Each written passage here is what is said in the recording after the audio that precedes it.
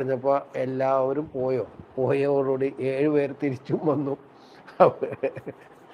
Essence global പോലുള്ള കേരളത്തിൽ ഇന്നത്തെ നിരീശ്വര പ്രസ്ഥാനത്തെക്കുറിച്ച് നിങ്ങളുടെ എന്താണ് അഭിപ്രായം? ഈ ചോദിക്കുന്ന വൃത്തമില്ല എന്നിട്ടാണ് ചോദ്യം. അതെ, അതിനെപ്പറ്റി ഒരു അഭിപ്രായം പറയുന്നതിന് മുമ്പ് ഞാൻ എൻ്റെ കാര്യം പറയാം. ഞാനൊരു നിരീശ്വരവാദിയാണ്. നിരീശ്വരവാദിയാണെന്ന് ചോദിച്ചാൽ അതിനൊരു ഉത്തരവേ ഉള്ളൂ. എനിക്ക് ദൈവമില്ല, ദൈവമുണ്ടെന്ന് എനിക്ക് ഉറപ്പില്ല.